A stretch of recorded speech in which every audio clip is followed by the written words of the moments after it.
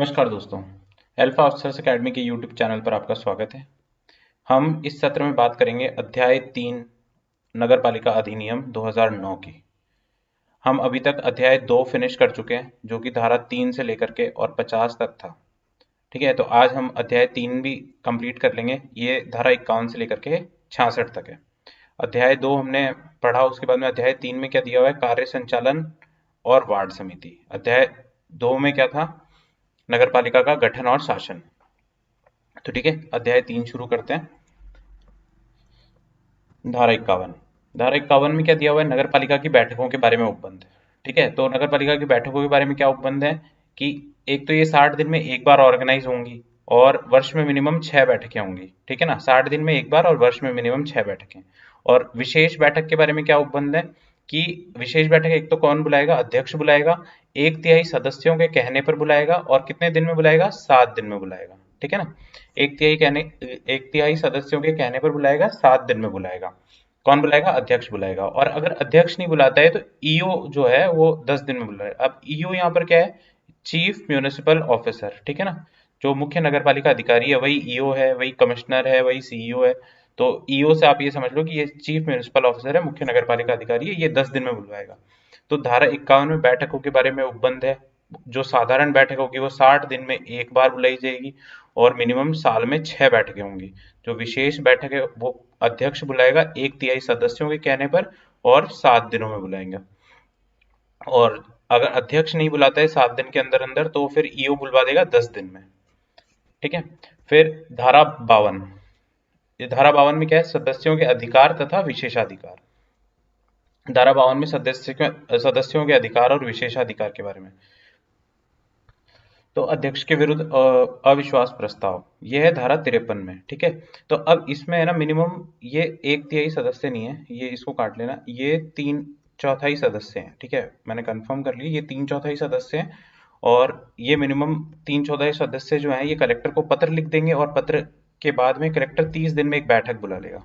ठीक है ना, और ये कब नहीं लाया जा सकता है, तो ये एक बार ध्यान रखना कि एक तो पद ग्रहण के 2 वर्ष के भीतर नहीं लाया जा सकता है। ठीक है, ये 2 वर्ष के भीतर नहीं लाया जा सकता है, अंतिम 6 माह में नहीं लाया जा सकता है। और जब अपन प्रस्ताव रख रहे हैं, कलेक्टर को ये दिया है, अपन ने चिट्ठी दी है, पत्र लिखा है, उसके बाद में कलेक्टर द्वारा 30 दिन में बैठक बुलाई गई है, बैठक में अगर प्रस्ताव पारित नहीं होता है अपना, ठीक है, तो प्रस्ताव पारित नहीं होता है तो 2 वर्ष तक नहीं ला सकते फिर। ठीक है ना, और फिर उपचुनाव की आधी पदावधि तक भी ये अविश्वास प्रस्ताव नहीं लाया जा सकता। फिर ये जो अविश्वास प्रस्ताव है इसको अपन अध्यक्ष और उपाध्यक्ष के विरुद्ध ला सकते हैं, ये सदस्य के विरुद्ध नहीं लाया जाएगा। ठीक है, तो अध्यक्ष और उपाध्यक्ष के विरुद्ध अविश्वास प्रस्ताव किसमें, धारा 53 में। अब धारा 54 में, 54 में क्या है, वार्ड समिति का गठन। अब वार्ड समिति का गठन है तो ये कब होगा, 3 लाख या अधिक जनसंख्या होगी तो वार्ड समिति होगी। ठीक है ना, एक या अधिक वार्ड को मिलाकर के वार्ड समिति बनाई जाएगी और इसमें एक तो निर्वाचित सदस्य होंगे और एक मनोनीत सदस्य होंगे। तो मनोनीत सदस्य ना मैक्सिमम 5 होंगे और मिनिमम इनकी जो है ना 25 ईयर्स एज होनी चाहिए। ठीक है, तो अपन ने सदस्य के लिए 21 साल एज पढ़ी थी, वोटर के लिए अपन ने 18 साल पढ़ी थी, तो इसमें मनोनीत सदस्य जो होंगे वो 25 ईयर्स ऑफ एज होनी चाहिए। ठीक है, अब बात करते हैं अपन अध्यक्ष। इसमें अध्यक्ष जो होगा वार्ड समिति का वो प्रथम बैठक में चुन लिया जाएगा और उसकी पदावधि है ना 5 वर्ष नहीं होगी, 1 वर्ष होगी। ठीक है, उसकी पदावधि कितनी होगी, 1 वर्ष होगी।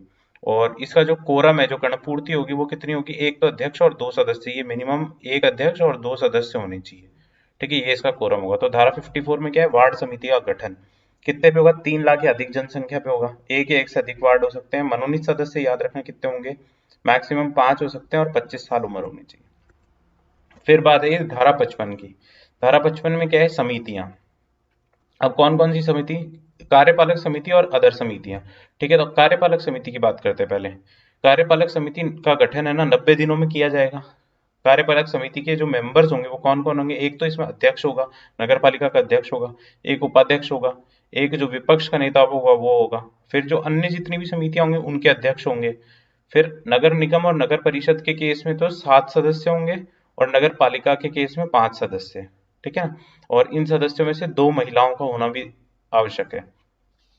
तो ठीक है, कार्यपालक समिति में कौन कौन से, और कार्यपालक समिति ही नगरपालिका की सबसे इंपॉर्टेंट समिति है। 90 दिन में तो इसका गठन करेंगे। अध्यक्ष, उपाध्यक्ष, विपक्ष का नेता, अन्य समितियों के अध्यक्ष, और निगम और परिषद के केस में 7 सदस्य और नगरपालिका के केस में 5 सदस्य, और 7 और 5 जो सदस्य उनमें से 2 महिलाएं होंगी। अब बात करते हैं अन्य समितियों की, तो अन्य समिति में मैक्सिमम कितने सदस्य होंगे, 10 सदस्य होंगे, ठीक है ना। और अन्य सदी जो अन्य समितियां होंगी ना, उनको भी 90 दिनों में गठन किया जाएगा उनका। और अगर नगरपालिका इनका गठन नहीं करेगी ना, तो कौन कर देगा, राज्य सरकार कर देगा। 90 दिनों में नहीं आपने गठन किया है तो राज्य सरकार फिर गठन कर देगी, ठीक है। अब इस धारा में ना अधिकतम समितियों की सीमा भी लिखी हुई है, कितनी है। निगम में तो एक तो कार्यपालक समिति होगी और 7 अन्य समिति होगी। परिषद में 1 कार्यपालक समिति और 5 अन्य समितियां, और पालिका में 1 कार्यपालक समिति और 3 अन्य समितियां, ठीक है। तो धारा 55 में समितियों के बारे में। फिर धारा 56 में क्या है, सदस्यों से भिन्न अन्य व्यक्तियों की समितियों में नियुक्ति है ये, ठीक है ना। अब सदस्यों से भिन्न अन्य व्यक्तियों की समितियों में नियुक्ति है तो कैसे की जाएगी। नगरपालिका के मिनिमम आधे सदस्य है ना, ये याद रखना। इसमें पहले अपन ने पढ़ा 1/3, अब उसके बाद अपन ने पढ़ा 3/4, उसके बाद में अपन ने अब पढ़ रहे हैं आधे सदस्य, है ना, 1/2। आधे सदस्यों द्वारा समर्थित प्रस्ताव मिलने पर, नगरपालिका के आधे सदस्य अगर प्रस्ताव दे देंगे तो अन्य किसी भी व्यक्ति को अपन, ये जो समिति बनाई है उसका अपन सदस्य चुन सकते हैं, ठीक है ना। कुल सदस्य संख्या जितनी भी, अब मान लो समिति में 100 मेंबर्स हैं, है ना। अब आप कहोगे 30 जने 40 जने अपन को चाहिए, तो 1/3 से अधिक नहीं होने चाहिए। जितने भी जने आपको एक्स्ट्रा जो अन्य व्यक्तियों की आप, है ना, नियुक्ति करना चाहते हो, वो 1/3 से अधिक नहीं होने चाहिए।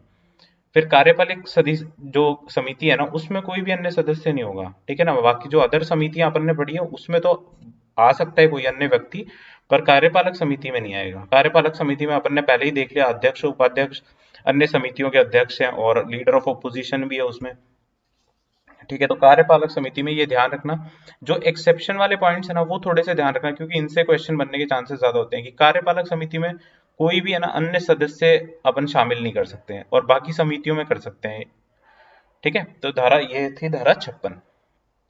फिर धारा 57 में क्या है, समिति का अध्यक्ष, ठीक है। तो 57 में क्या है कि ये जो समिति होगी इसका एक अध्यक्ष होगा, और इतनी बात लिखी हुई है। इसके अलावा कुछ स्पेशल ऐसी बात है नहीं जिससे कोई क्वेश्चन बने। तो धारा 58 में क्या है, समिति की बैठक में अपनाई जाने वाली प्रक्रिया, ठीक है। अब प्रक्रिया में देखें तो अपन जो भी प्रक्रिया होगी, ये राज्य सरकार जो भी प्रक्रिया तय करती है, मान लो इसके लिए, तो ये दो समिति बनने के 2 माह में, है ना, प्रक्रिया अपनाई जाएगी, ठीक है ना। 2 माह में अपना लेंगे इसको। फिर अब विशेष बैठक बुलानी है तो समिति का जो अध्यक्ष है वो, या नगर पालिका का अध्यक्ष प्लस 2 सदस्य मिलकर के विशेष बैठक बुला सकते हैं। कितने दिन में, 2 दिन में, ठीक है ना। ये वाला ध्यान रखना, कितने दिन में बुला सकते हैं विशेष बैठक, 2 दिन में। फिर यदि समिति का अध्यक्ष, है ना, 15 दिन के लिए अनुपस्थित रहता है, 15 दिनों के अनुपस्थित रहता है, तो नगर पालिका अध्यक्ष या उपाध्यक्ष बैठक बुला लेगा, ठीक है ना। अगर 15 दिन के लिए समिति का अध्यक्ष अनुपस्थित रहता है तो, और इसमें कोरम क्या है, इसकी गणपूर्ति कितनी होती है, मिनिमम आधे सदस्य होने चाहिए। जो समिति की गणपूर्ति है ना, अपन ने पहले जो बात की कोरम की, उसमें समिति की नहीं थी, ठीक है ना। इसमें समिति की जो बैठक होगी ना, उसमें कोरम कितना होना चाहिए, मिनिमम आधे सदस्य होना चाहिए। कि 10 मेंबर की समिति है तो अपने पास कम से कम, है ना, 5 मेंबर्स वहां पर होने चाहिए, ठीक है। अब बात करते हैं अपन धारा 59 की। तो धारा 59 में समितियों का नगरपालिका के अनुदेशों के अधीनस्थ होना, ठीक है। जितनी भी समितियां बनेंगी, ठीक है, कार्यपालक समिति इंक्लूडेड इन दिस, और बाकी जो अदर समितिज भी थी, ये सारी चीजें मिला, ये है ना, सब नगर पालिका के अनुदेशों के अधीनस्थ होंगी, मतलब उसके अंडर ही काम करेंगी। ऐसा नहीं है कि हमने समिति बना ली तो हम नगर पालिका के नियमों के विरुद्ध कोई काम कर लें। फिर धारा 60 में क्या है, वार्ड समिति के कार्य क्या होंगे। फिर धारा 61 में क्या है, शक्तियां, कर्तव्यों तथा कार्यों का प्रत्यायोजन, ठीक है ना, डिस्ट्रीब्यूशन। शक्तियां मतलब कौन अपने कार्य किस किस को डिस्ट्रीब्यूट कर सकता है। फिर धारा 62 में क्या है, नगरपालिका तथा सदस्यों के कार्य तथा कार्यवाही उसके सदस्यों की निर्भरता के कारण दूषित नहीं होगी, ठीक है ना। अब मान लो कि कोई, अपन ने पहले निर्भरताएं पढ़ी, ठीक है, कोई सदस्य ने कोई काम कर दिया, कोई ए सदस्य था उसने काम कर दिया, है ना, एक्स काम कर दिया, तो अब जब ये सदस्य निर्भर हो गया है ना, तो ये एक्स काम अभी भी वैलिड ही रहेगा, है ना। ऐसा नहीं है कि एक्स भी इनवैलिड हो जाएगा, ठीक है। तो जो भी कार्यवाही वगैरह होगी ना, कार्य और कार्यवाही, ये दूषित नहीं होंगे अगर उसका सदस्य निर्भर हो जाता है तो, ठीक है। तो धारा 63, अब देखते हैं धारा 63 में क्या है, जो जितने भी समस्त खर्चे होंगे ना नगर पालिका द्वारा किए गए, उसके लिए ना नगर पालिका दायी होगी, ठीक है ना। तो इसके लिए क्या है, सदस्य, उपाध्यक्ष, अध्यक्ष और जो अन्य व्यक्ति हैं जो भी उसमें काम कर रहे हैं, वो व्यक्तिगत रूप से उत्तरदायी नहीं होंगे इसके लिए, है ना, नगर पालिका ही दायी होगी उसके लिए। फिर धारा 64 में क्या है, नगर पालिका के पदाधिकारी को किसी संविदा में हित में नहीं होना, ठीक है। अब हित मतलब आप अपना फायदा देख करके कोई टेंडर दे दो किसी को, ठीक है ना, तो ये हित में नहीं होना चाहिए कोई भी पदाधिकारी है, चाहे वो अध्यक्ष हो, चाहे वो उपाध्यक्ष हो, चाहे वो चीफ म्युनिसिपल ऑफिसर हो, ये सारे इनमें से कोई भी है ना पदाधिकारी संविदा के हित में नहीं होना चाहिए। फिर धारा 65 में क्या है, संविदा के हित के लिए शास्ति, ठीक है। अब संविदा में अगर हित रखता है तो शास्ति मतलब कि क्या है, पेनल्टी, ठीक है। तो अब पेनल्टी कितनी हो सकती है, अब अगर कोई सदस्य हित रखता है तो धारा 24 के तहत तो वो निर्भर हो जाएगा, पहली बात। फिर दूसरा है जुर्माना, अब जुर्माना ये 5,000 है, ठीक है ना, तो 5,000 का जुर्माना लग जाएगा और 24 के तहत निर्भर हो जाएगा।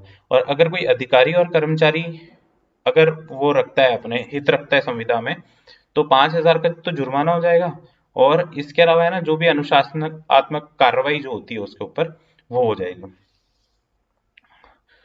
फिर बात करते हैं अपन धारा 66 की। 66 में क्या है, सदस्य आदि लोक सेवक समझे जाएंगे। अब जितने जो भी सदस्य हैं ना इसमें, अध्यक्ष हो, चाहे उसमें काम करने वाला कोई अधिकारी हो, या फिर कोई उपाध्यक्ष हो या सदस्य हो, ये सब क्या है, लोक सेवक समझे जाएंगे। किसके अंतर्गत, आईपीसी 1860 की धारा 21 के अंतर्गत, है ना। तो ये था हमारा अध्याय 3। एक बार वापस से हेडिंग रिवाइज कर लेते हैं। अध्याय 3 में धारा 51 नगर पालिका की बैठकों के बारे में उपबंध। धारा 52 में क्या है, सदस्यों के अधिकार तथा विशेषाधिकार। धारा 53 में क्या है, अध्यक्ष के विरुद्ध अविश्वास प्रस्ताव। धारा 54 में क्या है, वार्ड समिति का गठन। धारा 55 में क्या है, समितियां,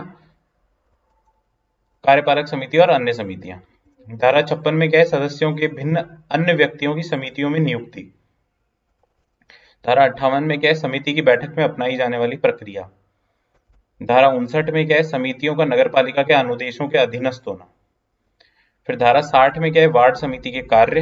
धारा 61 में क्या है, शक्तियां, कर्तव्य और कार्यों का प्रत्यायोजन। धारा 62 में क्या है कि कोई भी सदस्य द्वारा किया गया कार्य और कार्रवाई सदस्यों की निर्भरता के कारण दूषित नहीं होगी। धारा 63 में क्या है, नगरपालिका द्वारा समस्त खर्चों के लिए नगरपालिका का दायी होना। और धारा 64 में क्या है, पदाधिकारी को किसी संविदा में हित नहीं होना। फिर धारा 65 में क्या है, संविदा में हित के लिए शास्ति पेनल्टी क्या होगी। और धारा 66 में क्या है, सदस्य आदि लोक सेवक समझे जाएंगे, आईपीसी 1860 की धारा 21 के तहत। ठीक है, तो ये हमारा अध्याय 3 कंप्लीट हो गया। अब हम लोग बहुत ही जल्दी से अध्याय 4, 5 और जो अपने बचा हुआ अध्याय है वो फिनिश कर लेंगे। आई होप कि हम लोग ये इस संडे से पहले, जो कि है ना आज थर्सडे हो गया है, तो इस संडे से पहले पहले हम लोग ये फिनिश करने की कोशिश करेंगे। ओके, बहुत बहुत धन्यवाद।